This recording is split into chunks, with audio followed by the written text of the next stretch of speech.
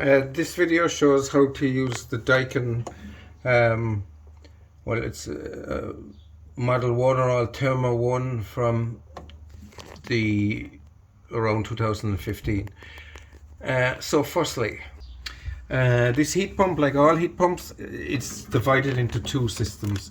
One for the heating and one for the hot water. And you're going to have both the heating and hot water on together, or you can have the heating off and the hot water on, or the hot water on and the heating off, or any combination thereof. So the first thing is to show you the on-off buttons. So for the heating, we turn on this button here and the red light comes on. So that means the heating is on. With the hot water is on when the shower symbol is on, and we can turn it on and off here with this button. So I turn it off, shower symbol goes away, turn it on, shower symbol comes back. So I can have that on and that off. I can have the two of them off, the heating side off, or I can have the shower on as well. So that's to show that there's two separate systems. And in this instance it's connected to a combination tank, so I'll cover that later. Then separately we can have the two temperatures, the temperature of the heating side controlled here, up and down, and the temperature of the hot water side up and down here. The number that's displayed all the time typically on here is the heating, or in this instance the underfloor temperature, and that should be set typically to about 40. 35 if you don't have a combination tank, and maybe 40 to 45 if you have a combination tank, which a combination tank preheats the hot water. So we set that to about 40.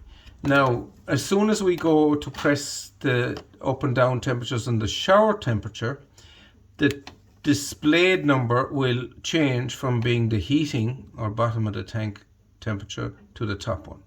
And here we have the hot water set to 50. I'm just going to up that to 52 in this instance. And it will revert back now to the heating temperature.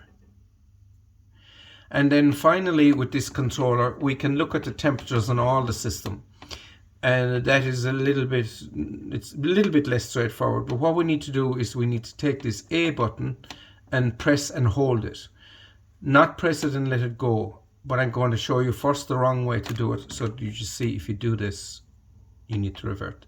So instead of pressing and holding it, if I press it and let it go, we see the number here is changed and an A has come up. We don't want that.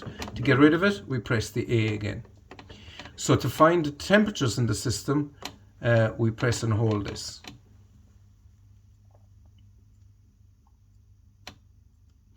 And then we see flashing. So we have a number and flashing here, so that's the actual return temperature.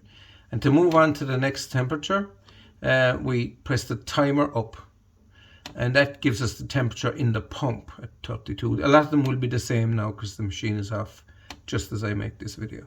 Press the up arrow again, and this is the backup heater temperature, and that's 33. And press the up arrow again, and we have the temperature in the compressor, which is that symbol with a C. And press the timer up again, and we have the outdoor temperature. Here we have a symbol of a house with the temperature outside. The outdoor is 18 at the moment. And then finally we have the shower and the hot water temperature, which is a black lead at the top going into the top of the tank. Is the temperature sensor, that's at 47. And to get out of that, we just press and release the A button and double check that we don't have an A on it. And that's it.